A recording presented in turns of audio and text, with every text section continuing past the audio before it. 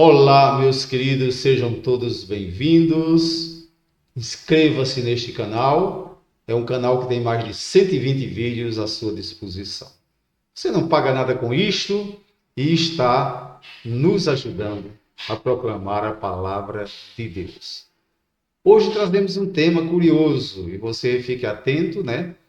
Fique até o final do vídeo, porque do contrário você não vai entender as explicações sobre o tema. E é muito interessante o tema. Você pode até ficar um pouco assustado, achar que esse tema não é apropriado, mas já existe até livros escritos a respeito desse tema, tá bom? Então vamos em frente para entendermos o que queremos dizer. O tema de hoje é ateísmo cristão, algo preocupante. Você pode estar assustado e dizer, pastor, como é que pode um cristão ser ateu? Ateu não crê em Deus e o cristão tem que crer em Deus. Bem, a explicação é simples. O cristão ateu é aquele que acredita em Deus nas suas palavras, no seu intelecto, mas vive como se ele não existisse. Ou seja, no seu intelecto, nas suas palavras, nas suas confissões, ele acredita em Deus, porém, ele vive uma vida dissociada da verdadeira vida cristã, vive como se Deus não existisse. Então, na prática, é como se fosse ateu, tá bom? Então, vamos em frente.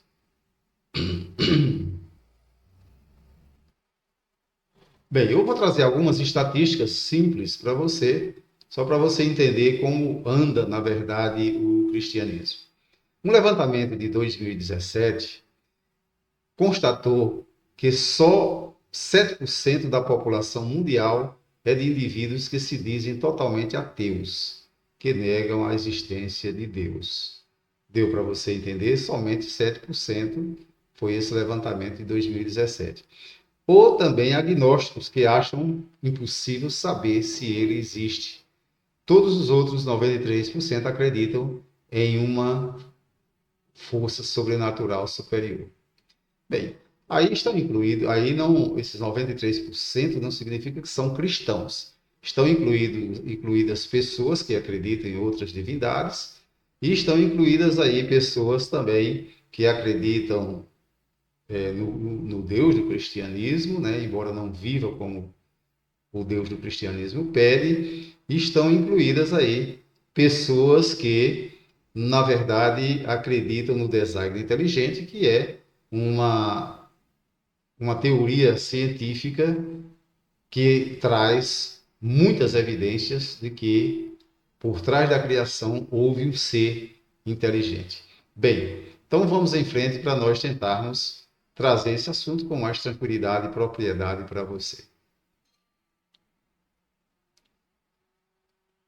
Crença em Deus. Vamos ver como anda a crença em Deus. Em 2012, no total de 31,5% da população mundial se considerava cristã, incluindo católicos, romanos, ortodoxos e protestantes.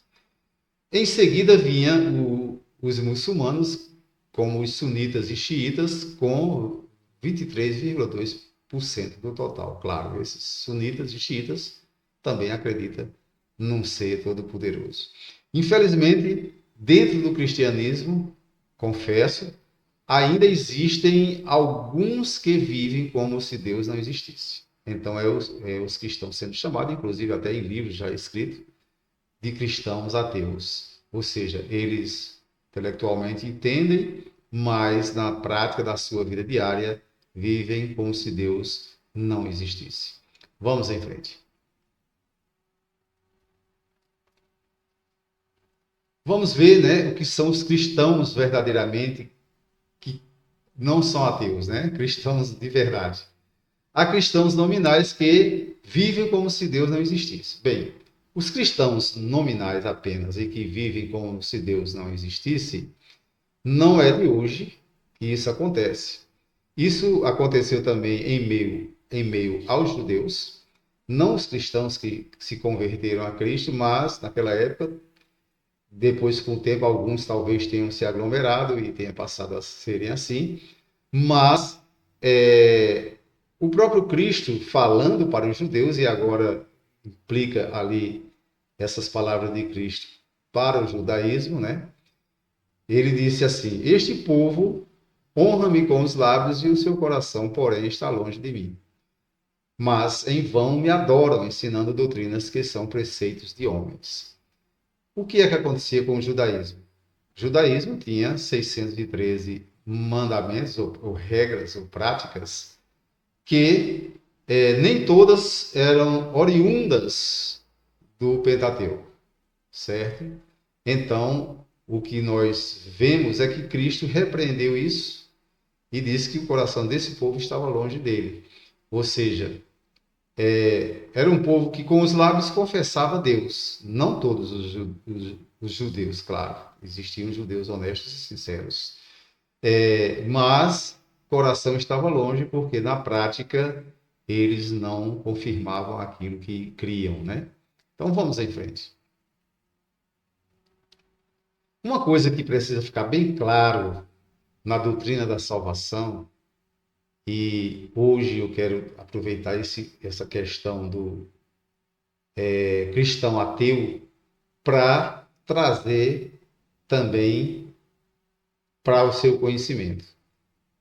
Eu coloquei aqui: as obras jamais salvam, mas a fé cristã é confirmada pelas obras.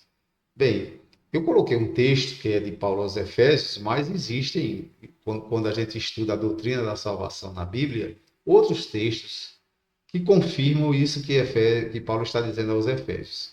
Em Efésios capítulo 2, versos 8 a 9, diz assim: Porque pela graça sois salvos por meio da fé, e isto não vem de vós, é dom de Deus, não vem das obras para que ninguém se glorie.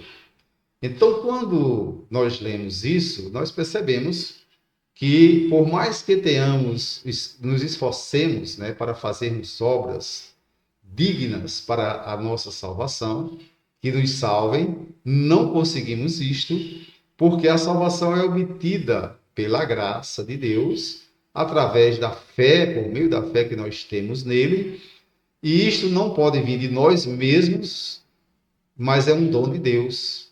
Então não vem das obras para que ninguém se glorie. Então, se fosse algo nosso, que nós produzíssemos para a salvação, então alguém poderia se gloriar disso e Deus não permite, toda glória pertence a Ele. Então, vamos em frente para a gente entender melhor ainda isso.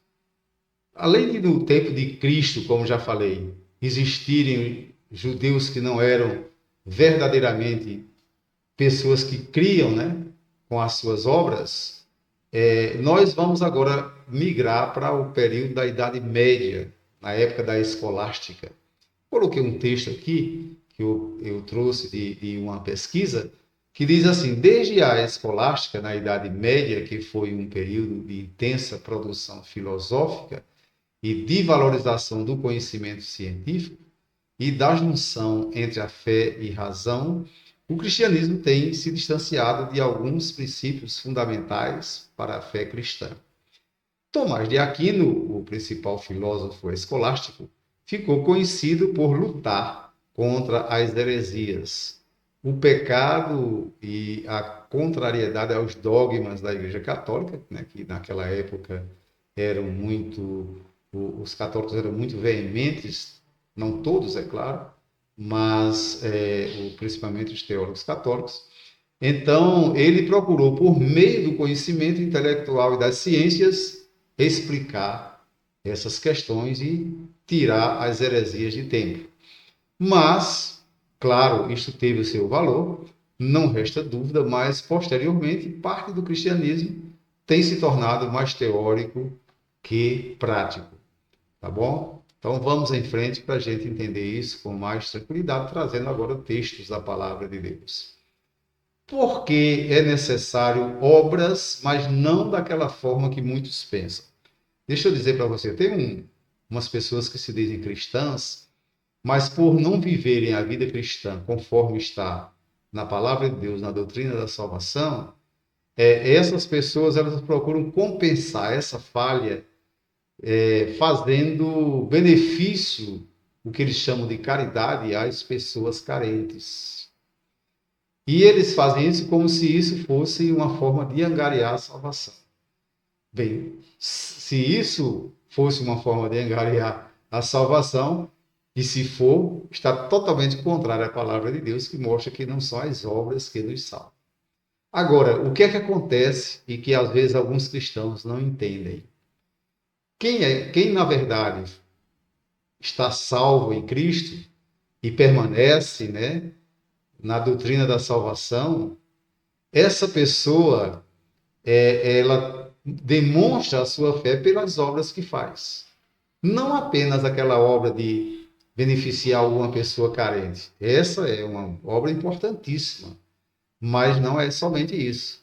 A obra que é salvífica, que está voltada para o amor a Deus, é um dom de Deus, e só quem ama a Deus profundamente tem esse dom, certo? Então, ela, na verdade, é muito mais abrangente, e nós vamos explicar aqui. Por isso que muitos cristãos são parecidos com ateus, porque no seu comportamento não demonstram que Deus existe. Então, Tiago, no capítulo 2, versículos 17 a 19, ele diz: assim também a fé, se não tiver obras, é morta em si mesma. Mas dirá alguém: tu tens fé e eu tenho as obras. Mostra-me a tua fé sem as obras, e eu te mostrarei a minha fé pelas minhas obras. Crês tu que Deus é um só? Fazes bem. Os demônios também o creem e estremecem. A palavra estremece aqui está no sentido de não querer obedecer. Bem, Tiago foi muito claro, e Tiago tinha consciência que as obras não salvariam, mas ele diz aí, olha, a fé é demonstrada por obras. E como eu falei, as obras não são aquelas apenas que alguns chamam de caridade, ou seja, beneficiar alguém carente, certo? Não é somente isso. O amor de Deus abrange aspectos muito maiores, o amor a Deus, do que isto, do que aquela obra da caridade, certo? Vamos em frente. Sejam, ó, Tiago ainda dizendo, sejam praticantes da palavra e não apenas ouvintes, enganando-se a si mesmo. Tiago 1, 22. O que Tiago está recomendando é que, se você é cristão, então pratique. Aquele que ouve a palavra, mas não põe em prática, é semelhante a um homem que olha a sua face no espelho e, depois de olhar para si mesmo, sai e logo esquece a sua aparência. Que coisa drástica, né? Então, o cristianismo requer prática. A prática de quê? Do amor a Deus. Nós vamos falar sobre esse assunto para poder concluirmos esta palavra e dizer para você, não seja um cristão ateu, seja um cristão de verdade.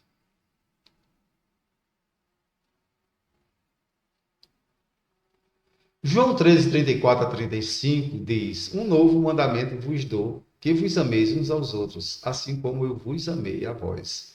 Que também vós vos ameis uns aos outros. Nisto conhecerão todos que sois meus discípulos, se tiverdes amor uns aos outros. Então, observe que Jesus está dando um mandamento. E ele foi claro, ele disse: um novo mandamento vos dou. Então, aquela falta de amor, né, ao meu irmão em Cristo e também ao próximo, mesmo que não seja meu irmão em Cristo, ela é uma desobediência, essa falta de amor é uma desobediência a Deus, ao mandamento de Jesus Cristo.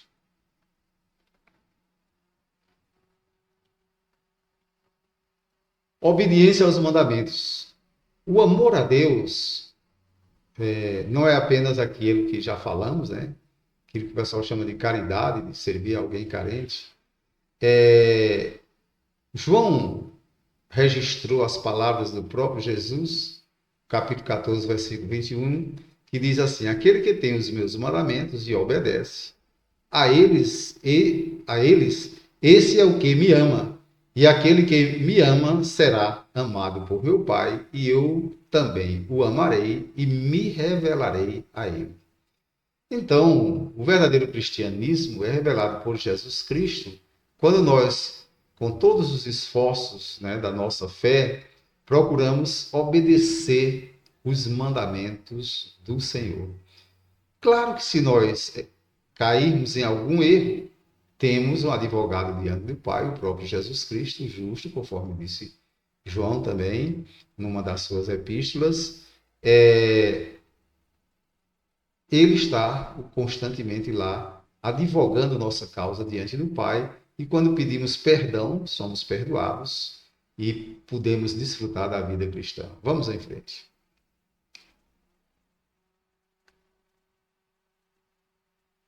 1 João 5, 3 a 4 diz assim: porque nisto consiste o amor a Deus, em obedecer aos seus mandamentos. E os seus mandamentos não são pesados. O que é nascido de Deus vence o mundo. E esta é a vitória que vence o mundo, a nossa fé. Bem, os mandamentos são pesados? Não. Quando você lê Êxodo, capítulo 20, que é mais ou menos ali que se tira aquela relação dos 10 mandamentos, você percebe que não são pesados.